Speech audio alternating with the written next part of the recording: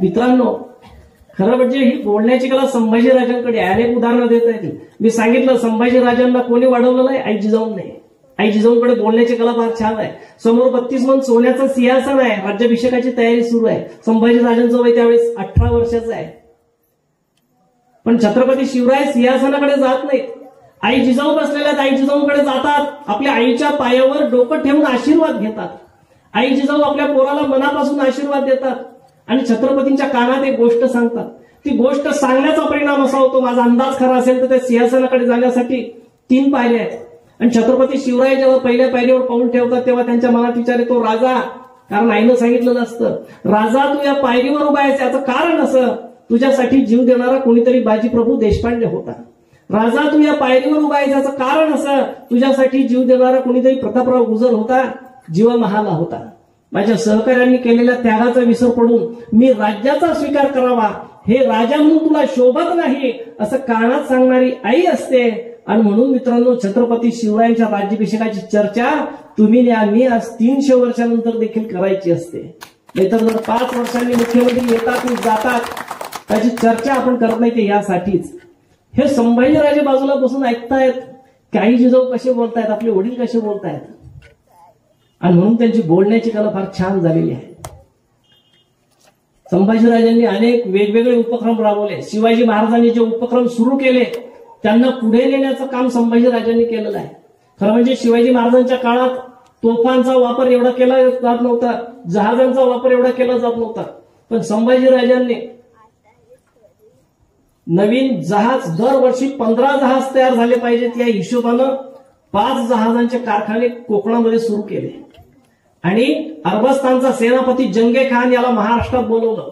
हा जंगे खान अरबस्तानहून महाराष्ट्रात आला, 4 महिने मुक्कामी राहिला बाणकोट या ठिकाणी.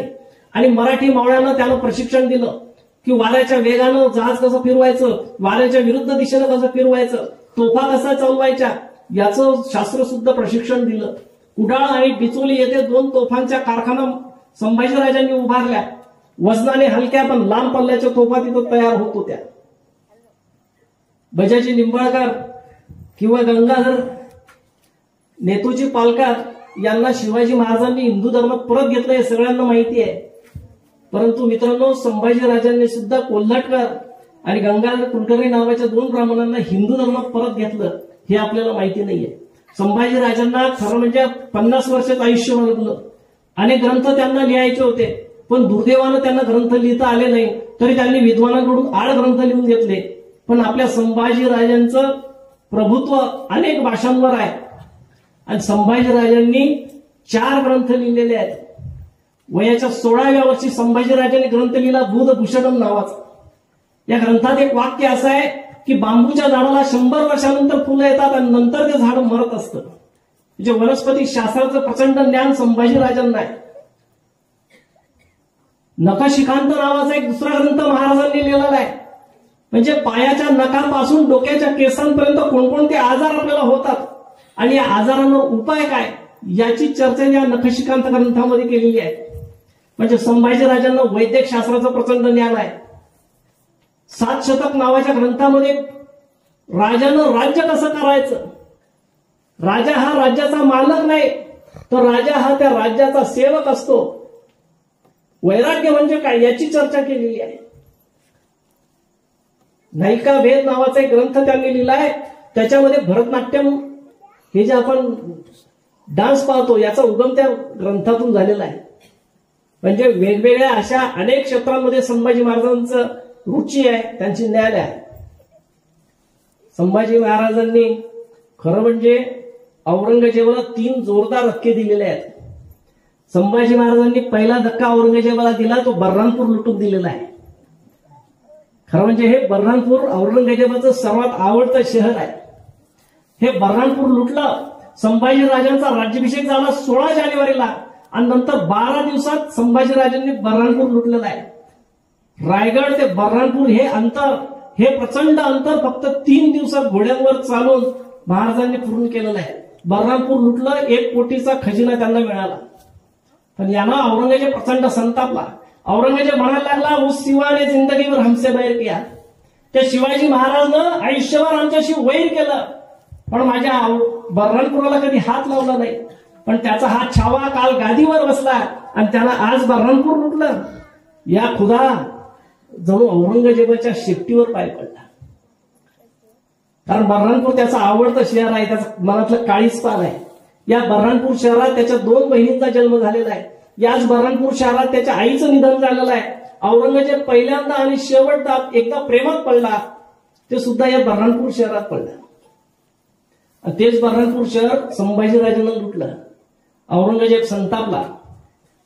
औरंगजेबाला दुसरा तडाखा दिला संभाजीराजांनी, तो म्हणजे काही दिवसात औरंगाबाद नावाचं शहर लुटलं. औरंगजेबाच्या नावानं हे शहर वसवलं गेलेलं आहे. आणि इतकं लुटलं की औरंगजेबाच्या नावाशिवाय तिथं काही शिल्लक ठेवलं नाही. औरंगजेबाला तिसरा आणि सगळ्यात मोठा धक्का संभाजी महाराजांनी दिला, तो म्हणजे औरंगजेबाचा पुत्र अकबर हा बापाविरुद्ध बंड म्हणून संभाजीराजांना येऊन मिळाला.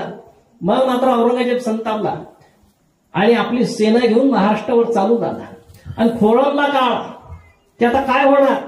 हा औरंगजेब संभाजीला गिळणार की संभाजी औरंगजेबाला पूर्ण उरणार? कारण औरंगजेब म्हणजे कोणी सामान्य माणूस नाही आहे. आशिया खंडातलं सगळ्यात मोठं साम्राज्य म्हणजे औरंगजेबाचं साम्राज्य आहे.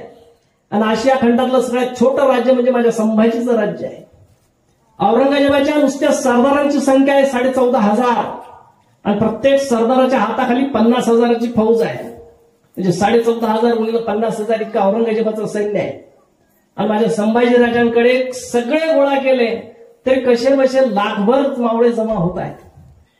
औरंगजेबाचा त्या काळचा महसूल आहे 22,000 कोटी रुपयाचा.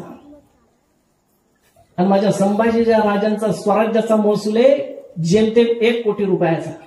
औरंगजेबाचं वय आहे 63 वर्ष, माझ्या संभाजीचं वय आहे केवळ 22 वर्ष. म्हणजे मणभर औरंगजेब आहे, कणभर त्याच्या पुढे आमचा संभाजी राजा आहे, स्वराज्य आहे. पण हे कणभर स्वराज्य घेऊन टाकायला औरंगजेब 7-8 लाखाची फौज घेऊन महाराष्ट्रात चालून आला. पण मावळे देखील उभे राहिले. हर हर महादेवची गर्जना साऱ्या महाराष्ट्रात फिरू लागली. 24 तासांपैकी 20 तास घोड्यावर बसून संभाजी महाराज लढत होते. घोड्यावर बसून भाकरी खात होते, पण मोगलांना मागे रेटत होते आणि सांगत होते, गरजत होते की अरे औरंग्या, तलवारीच्या पात्यावर भाकरी वाचतो आम्ही मराठे. औरंग्या, तुला भाजायला वेळ नाही लागणार. पण मित्रांनो, 1 वर्ष झालं औरंगजेबाला. या 1 वर्षामध्ये 8 लाखाची फौज आणून देखील एकही विजय मिळाला नाही, एक किल्ला जिंकता आला नाही. आणि संतापलेला औरंगजेबानं सरदारांची बैठक बोलवली. आणि औरंगजेब सरदारांना म्हणतोय कि बोलो क्या किया जाए, 1 साल होने को आया, ना संभा का कोई किला ले सके, ना तो संभा को शिकस्त दे सके, बोलो क्या किया जाए. औरंगजेबाचा एक सरदार उठला, म्हणाला, हुजूर, इन मराठों की जान है उनके गढ़ किलों पे, उनके गढ़ किले लेते हैं. मराठे अपने आप घुटने टेकते आएंगे हमारे सामने. आणि पटला औरंगजेबाला. होय, हे मराठे कशाच्या बळावर लढतात? गडकोटांच्या बळावर. हे गडकोट जर आपण जिंकले तर हे आपोआप शरण येतील. आणि म्हणून औरंगजेबाला विचारलंय, बोलो कौनसा किल्ला ऐसा है की जो जल्द से जल्द लिया जा सके. आणि एक जण पटकन उठला, कारण असा किल्ला सांगा की जो पटकन जिंकता येईल. म्हणजे पहिल्याच किल्ल्याला पराभवाचा घास नको, पराभवाचा खडा लागायला नको. असा किल्ला सांगा की जो पटकन जिंकता येईल. आणि एक जण उठला, म्हणाला, हुजूर, असा एक किल्ला आहे, नाशिक जिल्ह्यातला किल्ला आहे, दिंडोरी तालुक्यातला. या किल्ल्यावर प्रभू श्रीरामचंद्र विश्राम करण्याकरता यायचे. प्रभू श्रीरामचंद्रांची सेज तिथं, आणि म्हणून या किल्ल्याचं नाव आहे रामसेज. औरंगजेबाने विचारलं, इस किले पे मराठी कितने हैं? सिर्फ 300 है हुजूर. फौज ना हुजूर, बजमियत ना हुजूर, तोहफे बिल्कुल ना हुजूर. तो ठीक है, यही किल्ला लेते हैं. आणि ठरलं हा रामसेज जिंकायचा. कारण केवळ 300 मराठे या किल्ल्यावर आहेत. हा किल्ला पटकन जिंकता येईल असं औरंगजेबाला वाटलं. आणि औरंगजेबाने विचारलं, बोलो कौन लेगा वो रामसेज. तसं शहाबुद्दीन खान उठला, म्हणाला, मैं लूंगा रामसेज, हम जाएंगे रामसेज. औरंगजेबाला आनंद झाला. शाबास शाबास शहाबुद्दीन, फौज कितनी चाहिए? शहाबुद्दीनने सांगितलं, हुजूर 20,000. 300 मावळ्यांशी लढायला 20,000ची फौज. खरं म्हणजे औरंगजेबाला संताप आला होता. तो पहिल्याच किल्ल्याला पराभवाचा खडा नको म्हणून 20,000ची फौज दिली. आणि औरंगजेबाला विचारलं कितने दिन लगेंगे शहाबुद्दीन. शहाबुद्दीन म्हणतोय हो जनाब, सकाळची न्याहारी करून जातो आणि दुपारच्या जेवणाला किल्ला तुमच्या पायात ठेवतो. ज्यादा से ज्यादा 1 दिन लगेगा हुजूर. आणि शहाबुद्दीन 20,000चं सैन्य घेऊन रामसेस जिंकायला आला. या रामसेस किल्ल्यावर आपला सरदार आहे रामजी पवार नावाचा किल्लेदार आहे. फक्त 300 मावळे त्याच्या हाताखाली आहे. एखाद्यानं पाहिलं असतं की 20,000ची सेना येत आहे, आपण 300 जण आहे, पळून गेला असता. आपलं डिपॉझिट सुद्धा राहणार नाही. पण मित्रांनो पळाला नाही. रामजी पवार आणि ते 300 मावळे दटून उभे राहिले. ही उभं राहण्याची जी हिंमत आहे ती माझ्या संभाजीराजांनी दिली होती. 20,000च्या सैन्यानं या रामसेस किल्ल्याला गराडा टाकला. शहाबुद्दीन खाननं आदेश दिला चलो आगे बढो आगे. सगळं सैन्य किल्ला चढायला लागलं. किल्ल्यावरून प्रतिकार ना हालचाल. शहाबुद्दीनला वाटलं बरं आहे न लढताच किल्ला जिंकतो तर काय. पण जसं जसं सैन्य पुढे आलं, नजरेच्या टप्प्यात आलं, तसं गडावरच्या मराठ्यांची हालचाल वाढली. हातातल्या गोपण्या थरारल्या, गोपण्यांमध्ये दगड भरल्या गेली आणि थार थार थार थार जी दगड मारल्या गेली. गोपण्यांच्या या माऱ्यामध्ये बरचसं सैन्य मरून गेलं. उरलेलं सैन्य पाठीला पाय लावून पळत सुटलं. एक दगड खासा या शहाबुद्दीनच्या डोक्यात सुद्धा बसला आणि शहाबुद्दीन म्हणतोय या अल्लाह कैसे है ये मराठे पत्थरों से खेलते हैं, पुरी जिंदगी में ऐसी जंग न देखी हमने. आणि एका दिवसात किल्ला घेतो म्हणणारा हा शहाबुद्दीन रात्री शामियानामध्ये आपल्या जखमा शेकत बसला होता. आजूबाजूला सरदार बसले होते. शहाबुद्दीननं पुन्हा विचारलं बताओ क्या किया जाए. त्याचा सरदार एक मोठा कल्पक होता. त्यानं सांगितलं मला हुजूर ऐसा करते है बोलो. म्हणजे काल आपण पायी चालत गेलो, म्हणजे मग उद्या आपण असं करूया पायी चालत नाही जाऊया, मग म्हणजे उद्या आपण सरपटत सरपटत जाऊ. म्हणजे दगड जरी आली तरी वरून जातील, आपण खाली राहू. पटलं शहाबुद्दीनला. ठीक आहे कल वैसाही करेंगे. आणि दुसऱ्या दिवशी पुन्हा सैन्य जमा झालं. पण सरपटत सरपटत किल्ल्यावर जायला लागलं. म्हणजे वरती डोकं करायचं काम नाही. डोकं वरती केलं दगड बसला म्हणजे खाली बघ चल पुढं. असं सैन्य सरपटत सरपटत किल्ल्यावर जायला लागलं. किल्ल्यावरच्या मराठ्यांची ना हालचाल ना प्रतिकार. पण जसं हे सैन्य किल्ल्याजवळ यायला लागलं तसं तसं मराठ्यांनी काय केलं, रात्रभर जागून मराठ्यांनी गडकोटांवर तटकोटांवर मोठमोठे दगडी शिळा जमा केलेल्या होत्या. या दगडी शिळा नुसत्या ढकलून दिल्या, या खाली गडगड करत आल्या आणि त्या खाली हे सरपटणारं सैन्य चेंगरून मेंगरून पार जायबंदी झालं. उरलेलं सैन्य पळत पळत सुटलं. 1 महिना 2 महिने 3 महिने तब्बल 6 महिने झाले. पण या शहाबुद्दीन खानाला त्याच्या सैन्याला नुसतं किल्ल्यावर जाता येत नव्हतं. शहाबुद्दीन खान परत संतापला. अधिकाऱ्यांची बैठक बोलवली आणि त्याच्यात तो म्हणतोय क्या किया जाए. 6 महिने झाले हे मराठे नीचे नहीं आते, हमें ऊपर नहीं आने देते. अगर सामने नहीं आएंगे तो लढेंगे कैसे और लढेंगे नहीं तो जीतेंगे कैसे. त्याचा एक सरदार होता तोफखाना प्रमुख महाबत खान. हा म्हणाला हुजूर ऐसा करते है, आपल्याकडे 30-32 तोफा आहेत, तोफांचा मारा करून उद्या अर्ध्या तासात तो किल्ला ढासळेल. त्याला पटलं ठीक आहे वैसाही करेंगे. दुसऱ्या दिवशी ठरलं की उद्या तोफांचा मारा करायचा, तो किल्ला जिंकायचा. किल्ल्यावर 30-32 तोफा किल्ल्याकडे तोंड करून लावण्यात आल्या. रात्री छावणीत शहाबुद्दीन खान शांतपणे झोपला. पण रात्री 1 वाजता किल्ल्यावरचे 100 मावळे खाली आले. या शहाबुद्दीन खानाच्या छावणीत घुसले आणि कापाकापीला त्यांनी सुरुवात केली. अंधारामध्ये एकाच कल्लोळ उडाला. शहाबुद्दीन देखील जागा झाला आणि घाबरून विचारायला लागला क्या हुआ क्या हुआ. एकानं सांगितलं छापा हुजूर. कौन थे. मराठे हुजूर. कहा गए. निकल गए हुजूर. अर्ध्या तासाच्या छाप्यात मराठे छापा मारला. बरेचसे सैनिक मारले. काही तोफांच्या कानात खिळे ठोकले. त्या तोफा निकामी केल्या आणि किल्ल्यावर निघून गेले. संतापलेला शहाबुद्दीन खान म्हणाला महाबत खान तोफे चलाव, अभी के अभी तोफे चलाव. रात्रीचे 2 वाजलेले आहेत. महाबत खान म्हणाला हुजूर आता रात्र आहे, आपण जर आताच तोफ गोळे मारले तर आपल्याच अंगावर येते. सुबह तक राह देखेंगे हुजूर. आणि कसा बसा तो सकाळपर्यंत थांबला. सकाळ झाली तो शाही हत्तीवर बसला. तोफा लावण्यात आल्या. खरं म्हणजे निम्म्यापेक्षा जास्त तोफ्या बिनकामाच्या झाल्या होत्या.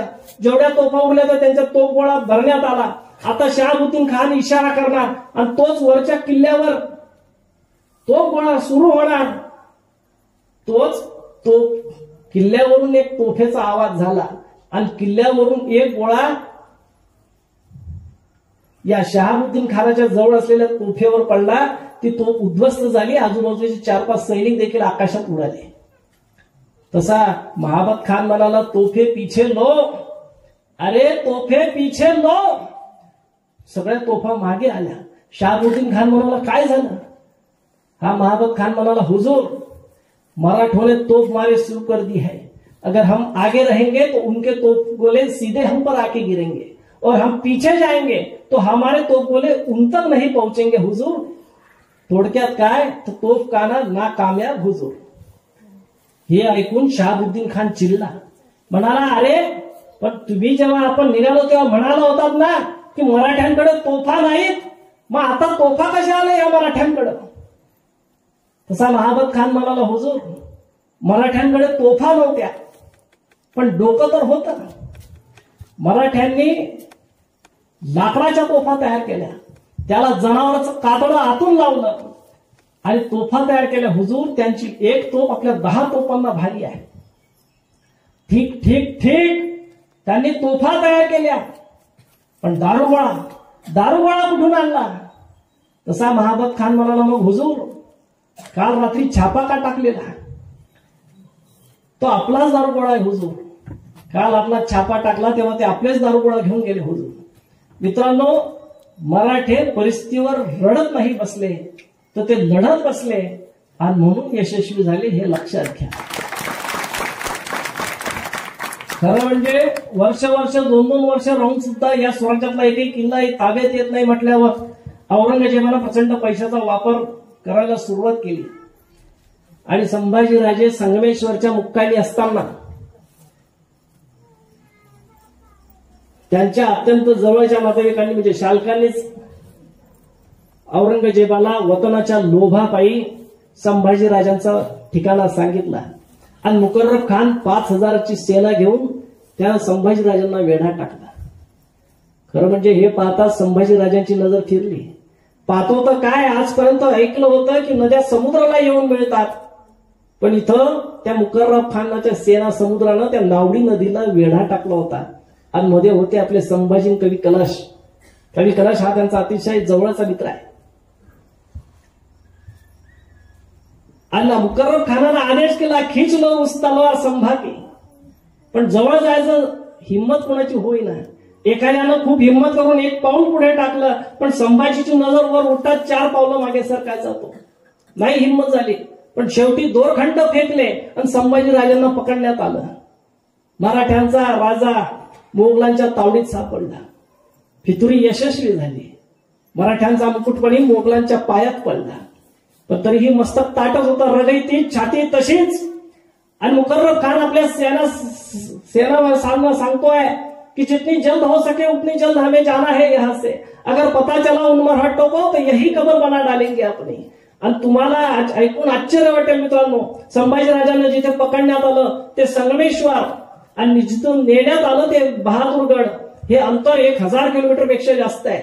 आजही बसने जायचं म्हटलं तर 2 दिवस लागतात, पण मुकर्रब खानानं संभाजीराजांना घेऊन हे अंतर अवघ्या 4.5 दिवसात पूर्ण केलंय. कुत्र मागे लागल्यासारखा पळत होता तो. पण दुर्दैव महाराष्ट्राचं, इथल्या गडतोटां शेजारून महाराजांना नेण्यात जात होतं, पण या गडावरती उभ्या असलेल्या धारकऱ्याला माहिती नव्हतं की माझा राजा कैद झालाय. इथल्या गावाच्या वेशीवरनं संभाजीराजांना नेलं जात होतं, पण गावातल्या गावकऱ्याला आणि वारकऱ्याला माहिती नव्हतं की माझा राजा कैद झालाय. आणि जेव्हा हे माहिती पडलं तोपर्यंत फार उशीर झाला होता. संभाजीराजांना बहादूर गडावर नेण्यात आलं होतं. आणि ही बातमी सांगायला औरंगजेबाकडे एक हेर आनंदाने गेला आणि म्हणाला, हुजूर, बडी खुशी की खबर है हुजूर, उस संभा को गिरफ्तार कर दिया गया. आणि आलेल्या हेरला औरंगजेब विचारत होता, क्या बघते हो, पीके तो नहीं आए? नहीं हुजूर, सच में संभा गिरफ्तार हो गया. आणि औरंगजेबाला हे ऐकून खूप आनंद झाला. या अल्लाह तेरी मेहरबानी असं म्हणून त्यानं परमेश्वराचे आभार मानले. आणि औरंगजेब म्हणतोय की लाया जाए उसे शान और शौकत से, पहना जाय उस संभा को तख्ता खुला. तख्ता खुला होय ही एक प्रकारची भिंत आहे. आजपर्यंत त्या संभाजीनं मराठी साम्राज्य आपल्या खांद्यावर लिहिलं पेरलं असेल, आता त्याच्या खांद्यावर तख्ता खुला ठेवा. आजपर्यंत त्या संभाजीनं उंची राजवस्त्र घातले असतील, आता त्याला विदूषकी झबली घाला. आजपर्यंत त्यानं मराठ्यांचा राजमुकुट आपल्या कपाळावर डोक्यावर आदरानं मिरवला असेल, आता त्याच्या डोक्यावर विदूषकी टोपी ठेवा. आजपर्यंत सोन्याचे चांदीचे हिऱ्याचे दागिने घालून तो फिरला असेल, आता त्याच्या अंगा खांद्यावर काटेरी साखळदंडाने त्याला बांधा. आजपर्यंत तो हत्तीवर घोड्यावर फिरला असेल, आता त्याला उंटावर बांधा. आजपर्यंत तो आल्यावर विजयाचे नगारे वाटले असतील, आता ढोल ताशे बडवायला सुरुवात करा आणि कळू द्या तमाम महाराष्ट्राला की तुमचा संभाजी आमच्या औरंगजेबानं कैद केलाय. आणि औरंगजेबाच्या बरहून निघाली दिंड. संभाजीराजांना विदूषकी झबली, विदूषकी टोपी चढवण्यात आली, उंटाला बांधण्यात आलं, काटेरी साखळदंडाने जखडण्यात आलं आणि वाजत गाजत निघाली दिंड. आणि औरंगजेबाच्या छावणीत एकच कल्लोळ उडाला होता, जो तो संभाजीराजांना पाहण्यासाठी आतुर होता. अरे कोण हा संभाजी, ज्यानं तब्बल 9 वर्ष औरंगजेबाच्या सैतानी डोक्यात गोंधळ घातला? तो संभाजी दिसतो कसा, तो संभाजी आहे कसा, हे पाहण्यासाठी कोणी कोणाच्या डोक्यावर, कोणी कोणाच्या खांद्यावर, कोणी झाडावर, सगळी छावणी उलटली होती. आणि संभाजीराजांची दिंड सुरू झाली. कुठून तरी भिरभरत येणारा एक दगड यायचा, माझ्या संभाजीराजांच्या कपाळावर लागायचा, खचकन खोच पडायची, बळबळा रक्त व्हायचं. कोणीतरी यायचं, त्या उंटाची शेपटी पेरगळायचं, उंटा थया नाचायचा, अंगावरचे काटेरी साखळदंड टोचायचे, पोचायचे, जागोजागी जखमा करायचे. कोणीतरी यायचं, अंगावर थुंकायचं, कोणीतरी यायचं, शिवी द्यायचं. कुणी सोसलं? विंचवाच्या लवलव करणाऱ्या नाहीत वेदना सोसल्या त्या माझ्या संभाजीराजांना. रगेल असते, रंगेल असते तर शरण गेले असते आणि ऐश्वर्यात जगले असते. 1 इंच जागा ठेवली नव्हती माझ्या संभाजीच्या राजांवर वार करण्याची. शेंदूर लावलेल्या मारुतीसारखे ते दिसत होते. आणि तशाच परिस्थितीत त्यांना औरंगजेबा पुढे उभं करण्यात आलं. तख्तासीन झालेला औरंगजेब हळूहळू खाली उतरतोय. आणि औरंगजेब जेव्हा खाली उतरतोय, त्यांच्या सोबत काही कलश आहे. आणि तो ते जगप्रसिद्ध त्याचं काव्य म्हणतोय की हाथी घोडे तोफ तलवारे फौज तो तेरी सारी है, पर जंजीरों में जकड़ा राजा मेरा अब भी सब पे भारी है. औरंगजेबानं त्याकडे दुर्लक्ष केलं. हळूवार पावलं टाकत औरंगजेब खाली आला, संभाजीच्या समोर जाऊन उभा राहिला. आणि तोच वजीर आसन खान बाजूला उभा आहे. हा वजीर म्हणतोय की संभा रे झुक जाओ आलमगीर के सामने. आणि हे ऐकताच कवी कलश म्हणतोय, अरे राजा है वो राजा, झुकेंगे नहीं झुकाएंगे. आणि मग वजीर आसन खान संतापला.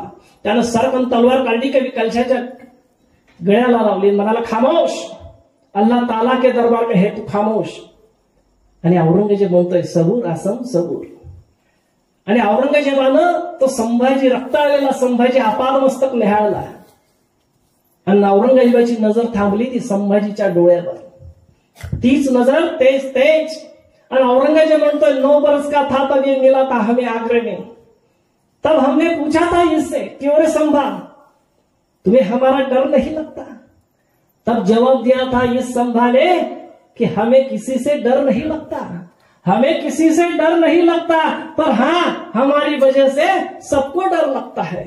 सच कहा था काफिर ने, कभी सोने नहीं दिया, पर अब नहीं, अब कैद है तू हमारे. असं म्हणून परमेश्वराचे आभार मानण्याकरता औरंगजेब खाली गुडघ्यांवर बसला आणि कुराणाच्या काही रुकाता पळायला लागला. आणि औरंगजेब आपल्या समोर गुडघे टेकून बसलाय हे पाहून संभाजी महाराज कवी कलशाला म्हणतात, कवीजी, कवी आहात तुम्ही, तुम्हाला सुचते का या प्रसंगावर एखादी कविता. कवी कलशाला आश्चर्य वाटलं की काय माणूस आहे, औरंगजेबाच्या दरबारात आहे, मरणाच्या दारात आहे, पण म्हणतो काय तुम्हाला सुचते का एखादी कविता. आणि कवी कलश देखील म्हणतो, हा राजन, राजन तुम हो सांचे खूब लढे हो जंग, राजन तुम हो सांचे खूब लढे हो जंग, अरे देख तुम्हारा तेज तखत त्यागत है औरंग, तखत त्यागत है औरंग. संभाजी राजा, अरे काय लढलास तू, तुझं ते तेज आणि तुझं ते शौर्य पाहून औरंगजेबानं त्याचं तख्त त्यागलाय आणि तुझ्यासमोर तो गुडघे टेकून बसलाय. पण हे ऐकून औरंगजेब संतापला, म्हणा खामोश. आणि त्यानं पहिला प्रश्न केला संभाजीला की बता संभा बता, कहा रखी है लूट, कहा रखा है खजिना. आणि औरंगजेबाला संभाजी महाराज उत्तर देतात की औरंगजेबा, अरे हा हिंदुस्थान म्हणजे आमचा खजिना, इथल्या मातीचा कण कण म्हणतो आम्ही सोनं, तू गिळलास आमचा खजिना, तू लुटलास आमचा खजिना, पण आम्ही मागणार नाही तुझ्याकडे, होणार नाही तुझ्यासारखे भिकारी, आम्ही मिळवू हा हिंदुस्थान आमच्या मनगटाच्या जोरावर. आणि औरंगजेब विचार करतोय कि कमबख्त ये मराठे क्या खिलाते हैं अपने बच्चों को, ये मराठे अपने बच्चों को क्या खिलाते हैं, क्यों ऐसा एक भी शख्स हमारे जमाने में पैदा नहीं होता. अरे हे मराठे आपल्या पोरांना खाऊ घालतात तरी काय, का असं एकही तेज तर्रार पोरगा आपल्या जमनखान्यात आपल्याला होत नाही.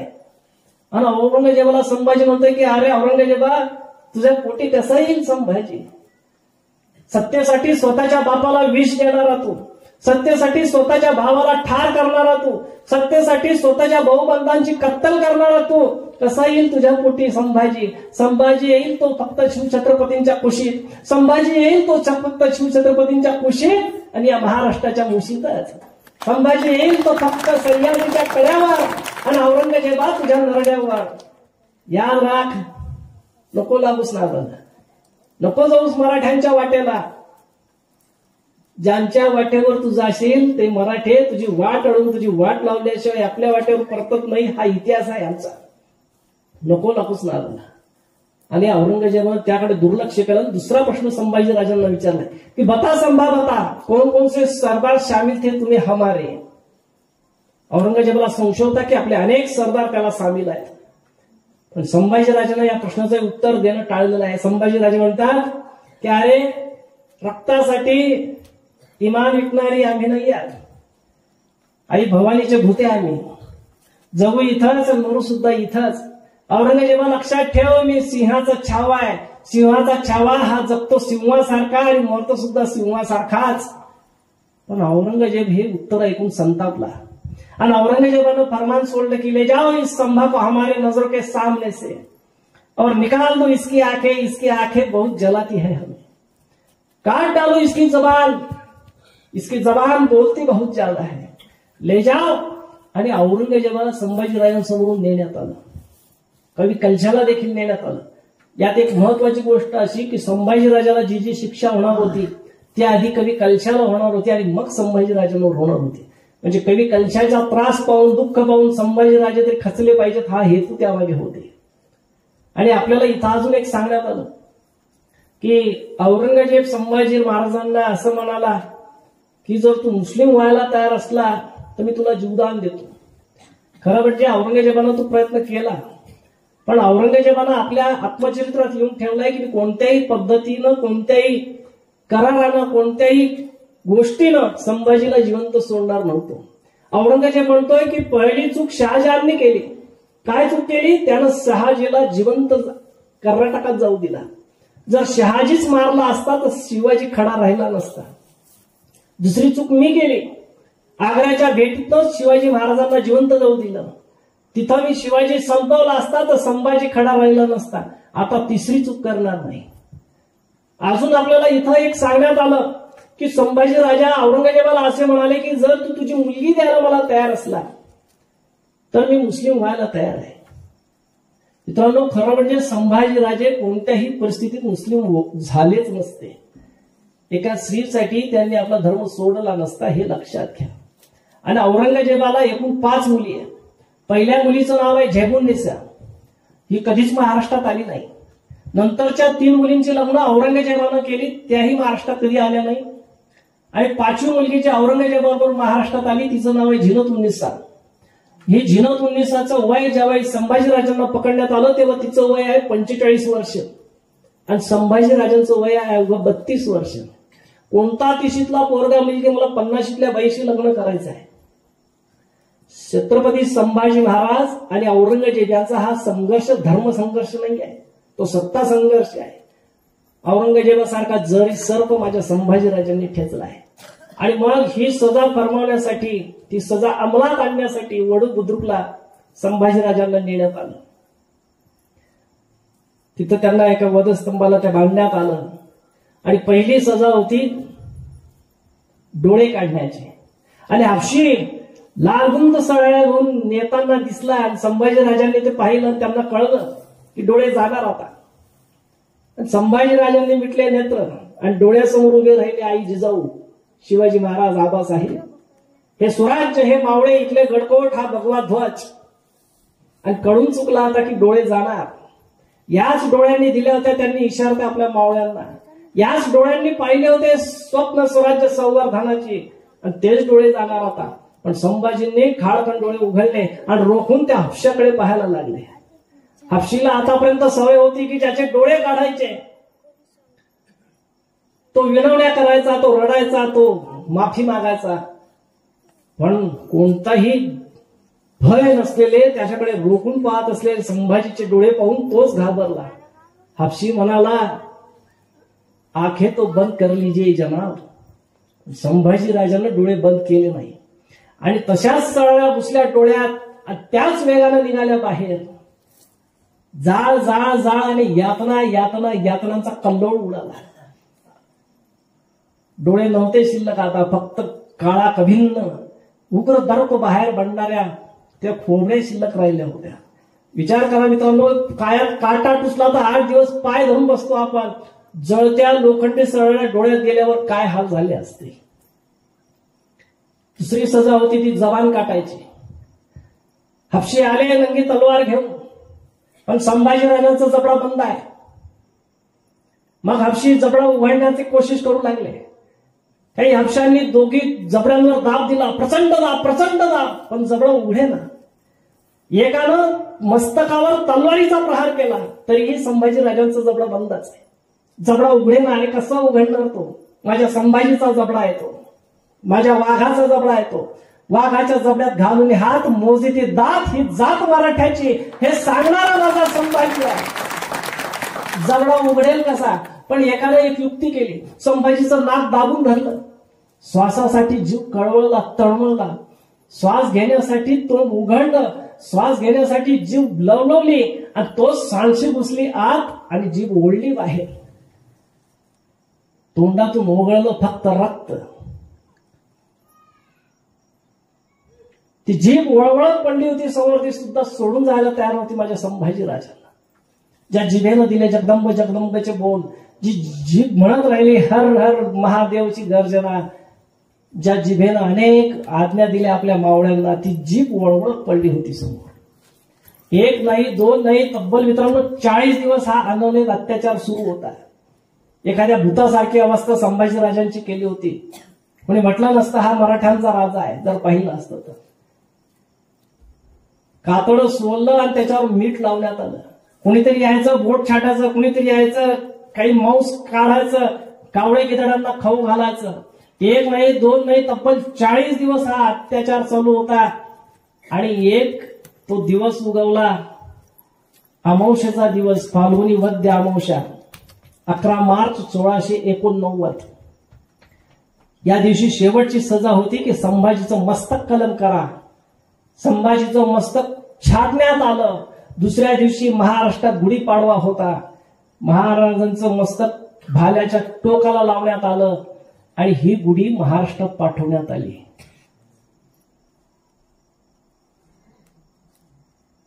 ही गुढी कोयना नदीच्या त्या संगमावर ठेवण्यात आली. संभाजी राजांच्या त्या देहामधून एक थेंब त्या नदीवर पडला आणि त्या नद्या थरारल्या. कारण याच नद्यांनी पाहिलं होतं माझ्या संभाजी राजांचं शौर्य, तो त्याग, ते धैर्य. आणि मला वळवळून त्या आसवा ढळत होत्या. त्या सांगत होत्या की खरा संभाजी राजा या महाराष्ट्राला कधी कळलाच नाही.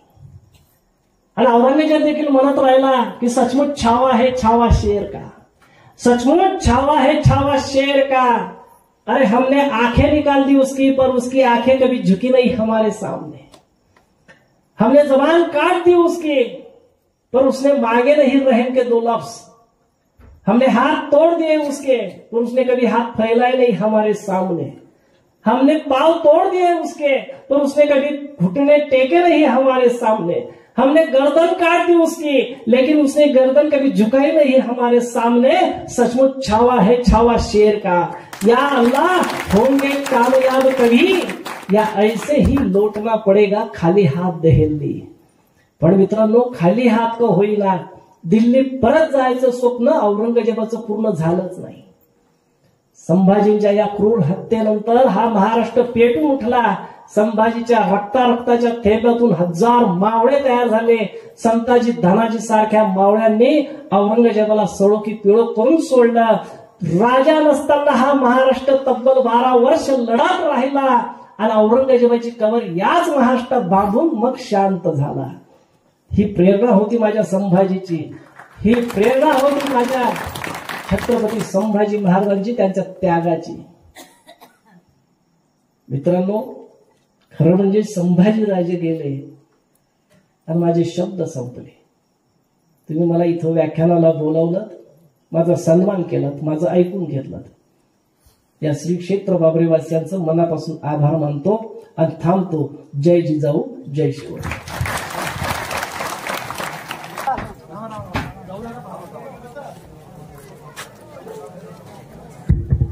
मध्ये जाऊन बघितला आणि आज या ठिकाणी सचिन दादांनी तो संपूर्ण चित्रपट जरूर आपल्या सर्वांच्या नजरेसमोर आणि ती अतिशय महत्वपूर्ण आणि अतिशय प्रेरणादायी कथा, प्रेरणादायी चरित्र आपल्या समोर त्यांनी त्यांच्या एका सुमधुर अशा वाणीतून आपल्या सर्वांसमोर मांडली. त्याबद्दल मी पुनश्च सचिन दादा देवरे सरांचं या बाबरे ग्रामस्थांकडून खूप खूप अभिनंदन करतो आणि धन्यवाद देतो. आपण सर्वजण पुनश्च एकदा जोरात टाळ्यांनी त्यांच्या अभिनंदन करायचं. यानंतर या ठिकाणी आपली एक चिमुकली शिवगर्जना साजरी करणार आहे. सर्वांनी तिला दाद द्यायची आहे आणि त्या काय नाव बेटा तुझं? योवी.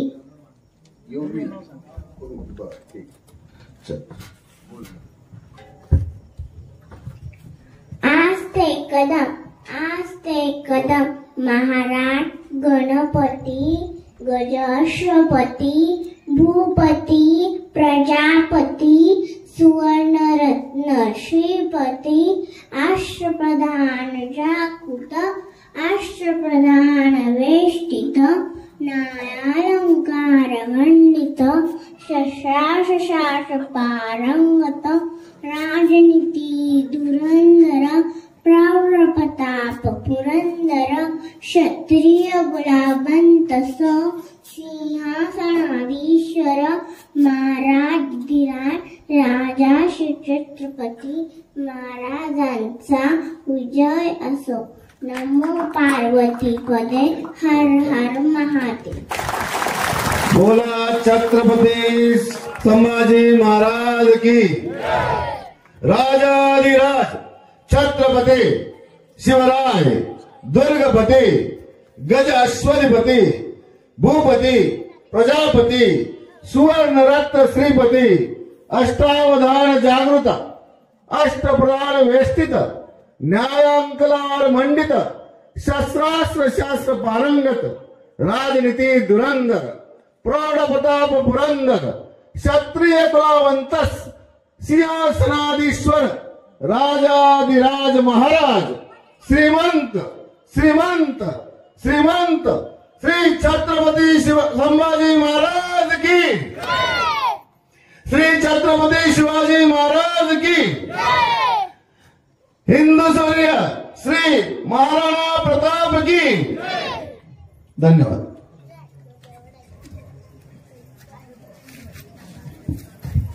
बरं, या ठिकाणी आपण सर्वजण आलात. या श्री संत श्री